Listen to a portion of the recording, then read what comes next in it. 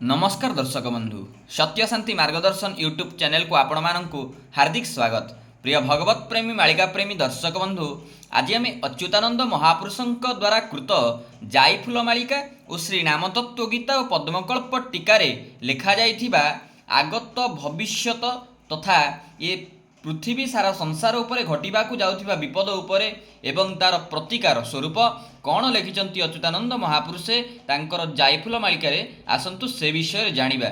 आपण मानकू ए सारा समग्र संसार रे अच्युतानंद महापुरुष कौन करचंती दिग्दर्शन देइचंती बाट बतैचंती बाबूरे तू एई रास्ता रे जीवु एई रास्ता रे जीवु नाही किंतु सेटा करिबा दायित्वटा होची मनीष मानकर जो कर्मटा करिबा सेटा आमे ही करिबा जोटा सत्कर्म जदि करिबा आमे करिबा जदि असत्कर्म करिबा भी आमे करिबा करबाकू ही आमକୁ पड़िबो। तेणु करी आपण मानकू एतिकी अनुरोध महापुरुष जो लाइन आमको देखैचंती से लाइन नहीं चलंतु कौन लिखिचंती तांकर जायफुल मालिकारे जे कलिर जेतेबेले करालता बढ़ी जीवो सेतेबेले कौन कौन घटना मान देखा जीवो आज आसंतु से विषय जानिबा। आपण मानकू एतिकी अनुरोध जदि भिडियोटी को देखुचंती तो संपूर्ण देखंतु स्किप करंतु नहीं स्किप कले आपण माने सविशेष तथ्य पाई परिबे नहीं। तेबे आसंतु डेरी न करी आरंभ करिबा। ओं महाब्रह्म निर्विकल्प पूर्णानंदमयं हरि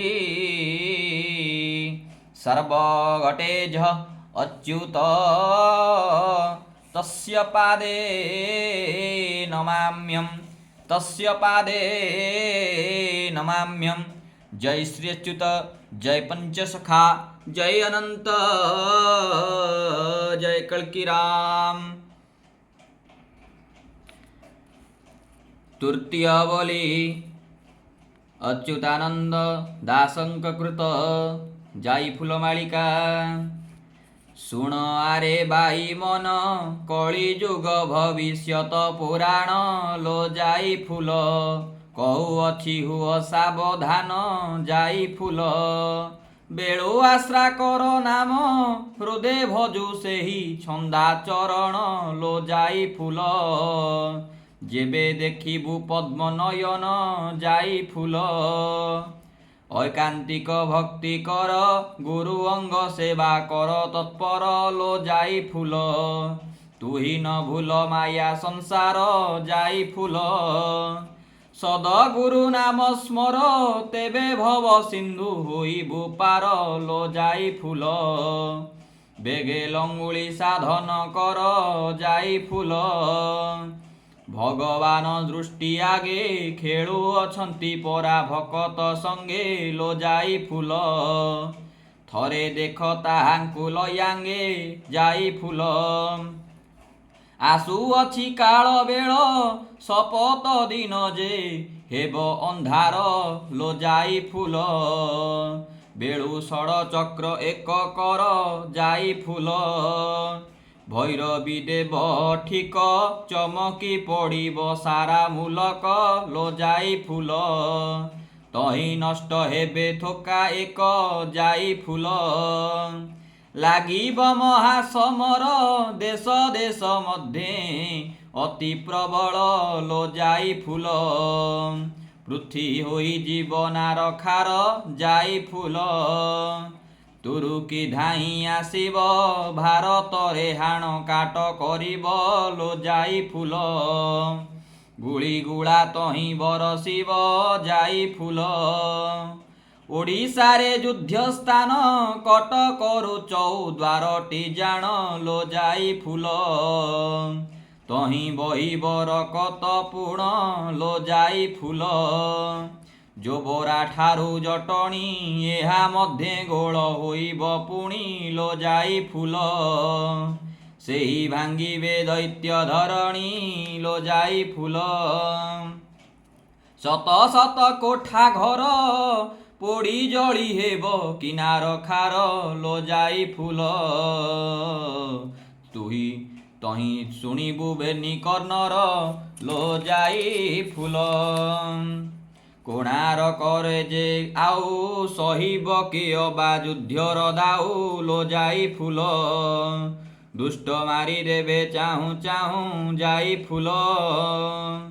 ବଡ଼ ଦେଉଳ ଭିତରେ ହାଣ ଗୋଳ ହେବ ସେହି ବେଳରେ ଲୋ ଯାଇ ଫୁଲ ତୁହି ଦେଖିବୁ ଏହା ନେତ୍ରରେ ଯାଇ ଫୁଲ ଅଛୁଆଁ ଲୋକ ଯେ ପୁଣି ଦେଉଳ ଭିତରେ ପଶିବେ ଜାଣି ଲୋ ଯାଇ ଫୁଲ ସେହି ମୋହନ ଗାନ୍ଧୀର ବାଣୀ ଯାଇ ଫୁଲ। ଆଗ ଏତିକି କି ବ୍ୟାଖ୍ୟାଟାକୁ ଆମେ ବୁଝିଦେବା।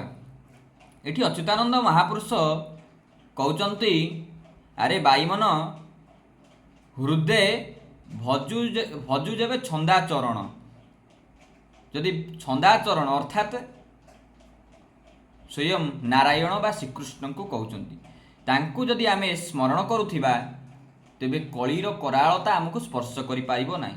ଗୁରୁଙ୍କ ସେବା କର, ତାପରେ କହୁଛନ୍ତି କ'ଣ, ଗୁରୁଙ୍କର ଆଦର୍ଶରେ ଚାଲ। ଯେଉଁ ଆମର ତୃତୀୟ ନମ୍ବର ଅଛି, ଗୁରୁଙ୍କର ଆଦର୍ଶରେ ଚାଲ ତୁହି ନ ଭୁଲ ମାୟା ସଂସାର।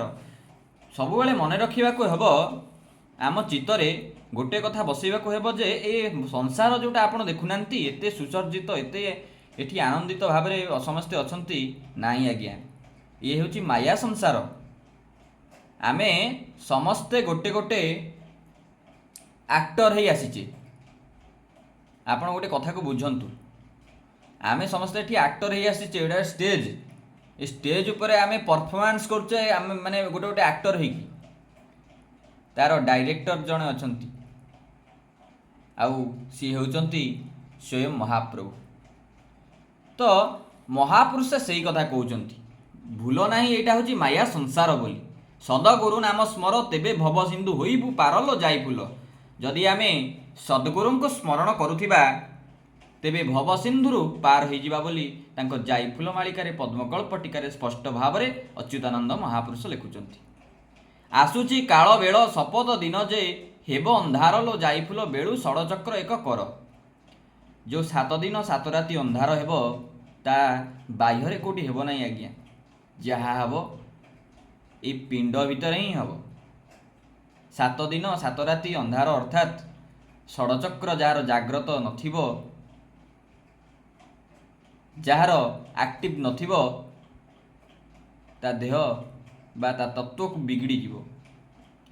ଭୈରବୀ ଦେବ ଠିକ ଚମକି ପଡ଼ିବ ସାରା ମୂଲକଲୋ ଯାଇ ଫୁଲ ତହିଁ ନଷ୍ଟ ହେବେ ଥୋକାଇକ। ଏଇ ଭୈରବୀ ଡାକ ଶୁଣି ଯେତେବେଳେ ପାପୀମାନଙ୍କ କର୍ଣ୍ଣରେ ପଡ଼ିବ ସେ ସମୂଳ ନାଶ ହୋଇଯିବେ। ତାପରେ କହୁଛନ୍ତି ଦେଶ ଦେଶ ମଧ୍ୟରେ ଅତି ପ୍ରବଳ ଲୋ ଯାଇ ଫୁଲ ପୃଥିବୀ ହୋଇଯିବ ନାରଖାର। ଯେତେବେଳେ ମହାସମର ହେବ, ଦେଶ ଦେଶ ମଧ୍ୟରେ ଯୁଦ୍ଧ ଲାଗିବ। ଆପଣମାନେ ତ ଜାଣିଥିବେ ଭାରତ ପାକିସ୍ତାନ କେମିତିକା ଯୁଦ୍ଧ ଚାଲିଥିଲା, ତଥା ଏବେ ବି ମଧ୍ୟ ଦେଶ ଦେଶ ମଧ୍ୟରେ ତାଙ୍କର ବୁଝାମଣା ଟିକେ ନଥିବାରୁ କେମିତି ଦେଶ ଦେଶ ଭିତରେ ଚାଲିଛି ଯୁଦ୍ଧ। ଭାରତରେ ହାଣ କାଟ କରିବ ଲୋ ଯାଇ ଫୁଲ ତୁରୁକି ଧାଇଁ ଆସିବ, ଭାରତରେ ହାଣ କାଟ କରିବ ବୋଲି ଅଚ୍ୟୁତାନନ୍ଦ ମହାପୁରୁଷ ସେତେବେଳେ ଲେଖିଛନ୍ତି। ଓଡ଼ିଶାରେ ଯୁଦ୍ଧ ସ୍ଥାନ କଟ କରୁ ଚଉ ଦ୍ୱାରଟି ଜାଣଲୋ ଯାଇ ଫୁଲ ତହିଁ ବହିବ ରଖତ ପୁଣ। ଦେଖନ୍ତୁ ଅଚ୍ୟୁତାନନ୍ଦ ମହାପୁରୁଷ ଏଠି କହୁଛନ୍ତି ଓଡ଼ିଶାରେ ଯୁଦ୍ଧ ସ୍ଥାନ କଟକରୁ ଚଉଦ୍ୱାରଟି ଜାଣ।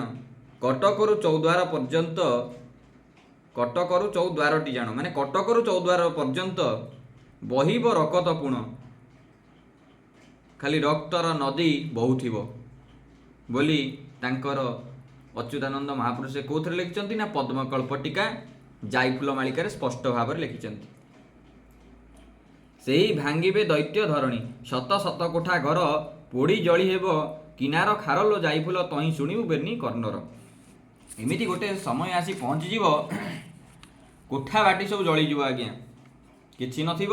ଆପଣମାନେ ନ୍ୟୁଜ୍ ଚ୍ୟାନେଲରେ ବି ଦେଖୁଥିବେ କେମିତି କେଉଁଠି ଆମର ଲାଇନ୍ ସର୍କିଟ୍ ହେଇକି କେମିତି ସ୍ପାର୍କିଂ ହେଇକି ଜଳି ଯାଉଛି, କ'ଣ ହେଉଛି, କେତେ କୋଠା ବାଟି ମାନ କେମିତି କେଉଁଠି ଘଡ଼ଘଡ଼ି ପଡ଼ି ଜଳିଲାଣି, ତ କ'ଣ ଏମିତି ସବୁ ଚାଲିଛି। କାହିଁକି ହେଉଛି ଥରେ ଭାବନ୍ତୁ।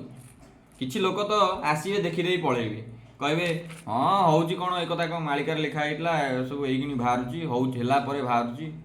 ବହୁତ ଲୋକ କମେଣ୍ଟ ଦେଉଛନ୍ତି। ମୁଁ ଭାବିଛି ଏଥରକ କମେଣ୍ଟ ବି ଗୋଟେ ଗୋଟେ ଆପଣଙ୍କ ଯେଉଁମାନେ ଦେଉଛନ୍ତି ସେମାନଙ୍କର କମେଣ୍ଟକୁ ମଧ୍ୟ ସ୍କ୍ରିନ୍ ଉପରେ ଶୋ କରେଇବି, କିଛି ଅଛନ୍ତି ଆଜ୍ଞା, ମାନେ 100%ରୁ 1% 2% ଲୋକ ଅଛନ୍ତି ଯେଉଁମାନେ କି ଏଇଭଳିଆ କମେଣ୍ଟ ଦେଉଛନ୍ତି, ନହେଲେ ବାକି ସବୁ କମେଣ୍ଟ ସମସ୍ତେ ଭଲ ଦେଉଛନ୍ତି, ସମସ୍ତେ ଦେଉଛନ୍ତି, ଭଲ ଦେଉଛନ୍ତି ଆଜ୍ଞା। ତାପରେ କ'ଣ ଲେଖିଛନ୍ତି, କୋଣାରକରେ ଯେ ଆଉ ସହି ପକେଇବ ବା ଯୁଦ୍ଧର ଦାଉଲ ଯାଇଫୁଲ ଦୁଷ୍ଟ ମାରିଦେବେ ଚାହୁଁ ଚାହୁଁ।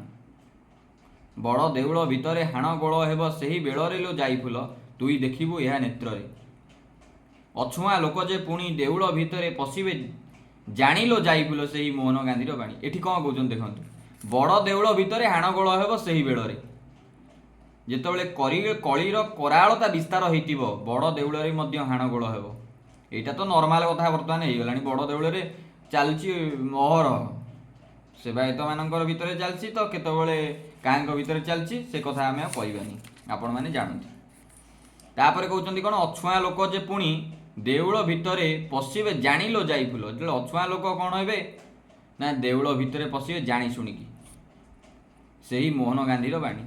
ସତ ସତ, ତାପରେ ଏଇଠୁ ଆମେ ପଢ଼ିବା, ସତ ସତ ଯମଦୂତ ଛାଗଳ ପରାଏ ହୋଇବେ ହତ ଲୋ ଯାଇ ଫୁଲ, ତାଙ୍କ କର୍ମ ଅଟଇ ଅସତ୍ୟ ଯାଇ ଫୁଲ। ଭକ୍ତି ପଥରେ ଯେ ଥିବ ତାଙ୍କୁ କି କରିବ ଦୁଷ୍ଟ ଦାନବ ଲୋ ଯାଇ ଫୁଲ, ଯାର ବନ୍ଧୁ ଅଟେ ବାସୁଦେବ ଯାଇ ଫୁଲ। ହେରା ଗୋହିରୀ ସାହିରେ ରକତ ଧାରାଟି ବହିବ ଖରେ ଲୋ ଯାଇ ଫୁଲ, ଯାଇ ହେବଟି ସେଇ ବେଳରେ ଯାଇ ଫୁଲ। ତ୍ରିଜଟାର ବଂଶ ମିଳି ଦାରୁକୁ ନେବେଟି ରେଳରେ ଭରି ଲୋ ଯାଇ ଫୁଲ, ସବୁ ବୁଦ୍ଧିଜୀବଟି ପାଶୋରେ ଯାଇ ଫୁଲ। ବୈରୀ ଷ୍ଟେସନେ ଜାଣ ସେଠାରୁ ଇଞ୍ଜିନ ହୋଇବ ଚୂର୍ଣ୍ଣ ଲୋ ଯାଇ ଫୁଲ, ତହିଁ ପ୍ରଭୁ ହେବେ ଅନ୍ତର୍ଧ୍ୟାନ ଯାଇ ଫୁଲ। ଭକ୍ତ ସଙ୍ଗେ ଭଗବାନ ଦାରୁକୁ ନେବେ ସେ ଛତିଆ ଗ୍ରାମ ଲୋ ଯାଇ ଫୁଲ, ତହିଁ ଭକ୍ତେ ମେଳି ନାରାୟଣ ଯାଇ ଫୁଲ। ଶ୍ରୀକ୍ଷେତ୍ରେ ଯେ ସପ୍ତଦିନ ଲୀଳାରମ୍ଭିବେ ଛତିଆ ଧାମ ଲୋ ଯାଇ ଫୁଲ, ଠାବ ଭକତ ମେଳ ସେ ସ୍ଥାନ ଯାଇ ଫୁଲ। ତହୁଁ ଶ୍ରୀକ୍ଷେତ୍ର ଆସିବେ ଦାରୁ ବ୍ରହ୍ମ ପୁଣି ପୂଜା ପାଇବେ ଲୋ ଯାଇ ଫୁଲ, ଏହା ସତ୍ୟାଗ୍ରହୀ ଏକ ହେବେ ଯାଇ ଫୁଲ। ମୋହନ ଗାନ୍ଧୀ ଆୟୁଷ ଯବାନଙ୍କ ଯୋଗୁଁ ହୋଇବ ନାଶ ଲୋ ଯାଇ ଫୁଲ, ଭାବ ଏ କଥା ମିଥ୍ୟା ନ ଭାସ ଯାଇ ଫୁଲ। ଆଜ୍ଞା ଏ କଥାଟା ଦେଖନ୍ତୁ, ଏ କଥାକୁ ନୋଟିସ୍ କରନ୍ତୁ, ମୋହନ ଗାନ୍ଧୀ ଆୟୁଷ ଯବାନଙ୍କ ଯୋଗୁଁ ହୋଇବ ନାଶ। ମୋହନ ଦାସ କରମଚାନ୍ଦ ଗାନ୍ଧୀ ଜାତିର ପିତା ମହାତ୍ମା ଗାନ୍ଧୀଙ୍କୁ କୁହାଯାଉଛି, ମୋହନ ଗାନ୍ଧୀ ଆୟୁଷ ଯବାନଙ୍କ ଯୋଗୁଁ ହୋଇବ ନାଶ ଲୋ ଯାଇ ଫୁଲ, ଭାବ ଏ କଥା ମିଥ୍ୟା ନ ଭାସ। ସ୍ୱୟଂ ମହାତ୍ମା ଗାନ୍ଧୀଙ୍କ କଥା ବି ଲେଖାଯାଇଛି, ମୋହନ ଗାନ୍ଧୀ ଆୟୁଷ ଯବାନଙ୍କ ଯୋଗୁଁ ହୋଇବ ନାଶ। ସତ କଥା, ତାଙ୍କର ବି ମଧ୍ୟ ଯବାନଙ୍କ ଯୋଗୁଁ ହିଁ ମୃତ୍ୟୁବରଣ ହୋଇଥିଲା। ଭାବ ଏ କଥା ମିଥ୍ୟା ନ ଭାସ। ଆପଣମାନେ ଏ କଥା, ଏଇଟା ଅଚ୍ୟୁତାନନ୍ଦ ମହାପୁରୁଷ ଲେଖିଛନ୍ତି, 600-700 ବର୍ଷ ପୂର୍ବରୁ ଲେଖିଛନ୍ତି। ଦେଖନ୍ତୁ, ଆପଣଙ୍କୁ ଆଶ୍ଚର୍ଯ୍ୟ ଲାଗୁଥାଇପାରେ, କିନ୍ତୁ ଆଶ୍ଚର୍ଯ୍ୟ ହେବାର ବି କିଛି କଥା ଏଥିରେ ନୁହଁ। ମହାପୁରୁଷ ଅଚ୍ୟୁତାନନ୍ଦ ଥିଲେ ଭବିଷ୍ୟତ ବକ୍ତା, ଭବିଷ୍ୟତକୁ ନେଇ ଏମିତି ଅନେକ କିଛି କଥା ଲେଖିଛନ୍ତି। କଳିକଳ୍ପ ଟୀକା ବା ଆମର ଯାଇଫୁଲ ମାଳିକା, ପଦ୍ମକଳ୍ପ ଟୀକାରେ ଏସବୁ ସ୍ପଷ୍ଟ ଭାବରେ ଲେଖିଛନ୍ତି।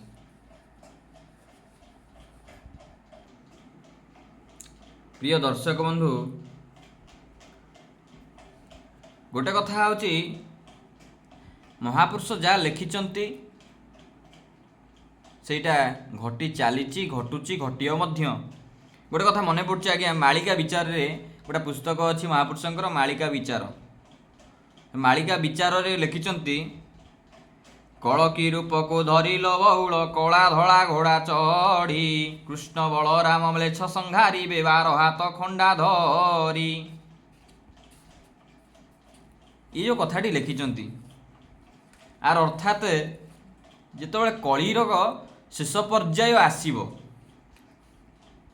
कली शेष पर्याय आसब से कौन हे 12 हाथ खंडा धरी बाहर आपण मैंने विश्वास करेंगे केत ज्योतिर्विद मैंने गणना कर मत व्यक्त कर 1996 मसीहा ठार कलिजुगर शेष हो जाए संभवतः यह सत्य आज्ञा हाँ से दिन ठार विभिन्न स्थान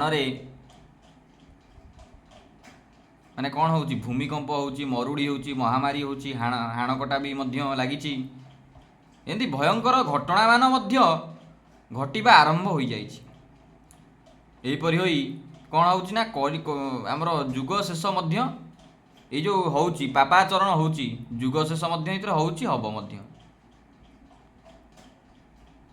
एमतीका कथा सब कथा तो कलीर जो शेष पर्याय देखा गले केमिति नष्ट हो कलीर जो शेष पर्याय हो केवल अन्याय अधर्म अनीति पापाचरण जोगु ही शेष हो नले कलीर वर्तमान बहुत लंबा आयुष अच्छी आज्ञा महापुरुष अच्युतानंद तांकर जायफुल मालिका नाम तत्व गीता पद्मकल्प टीकार जहाँ लिखिंट अन्यान्य मालिकार जहाँ लिखिंट ताहा निश्चिंत दिने दिने हम केवल एक कथा पापी माने शुणी ही डरिवे तो केवल हूँ प्रभुंकर नाम आउ किछि आज्ञा नुहे केवल प्रभुंकर नाम टिकक नियंतु एतिकी आपण मानक अनुरोध करुच्ची प्रभुंकर नाम यदि नथिबे ना कौन सी प्रकार कलिर करालता आपन को स्पर्श करि परिबो नाही त्रिकाल संध्या करंतु गीता पाठ करंतु भागवत पाठ करंतु किछि नले गोटिए माला प्रत्येक दिन प्रभुंकर नाम जप करंतु आ ब्राह्मण माने गायत्री जप अवश्य करंतु एतिकी मोर अनुरोध ब्राह्मण मानकर होची गायत्री होची संपदा वर्तमान जुगरे ब्राह्मण ने कौन करचंती ना गायत्री जप करूनांती गायत्री मंत्र आज्ञा चललानी कौथरे ना मोबाइल चलेलेनी लोक माने आपण माने भी जदि जानी नांती तेबे जानंतु गायत्री मंत्र को एमती मोबाइल बजातु ना कि रिंगटोन दिंतु ना आगुरी तले नाम दि जाउथिला कर्णरे ब्राह्मण मानंकु सेतबेले घंटा घंटा बाजुला गायत्री मंत्र दिया कर्णरे जमती कर्ण भेदी हम आ बाह्य माने घंट आवाज रे से जो घंटा आवाज रे बाहर को न जीव गायत्री मंत्र रे आज्ञा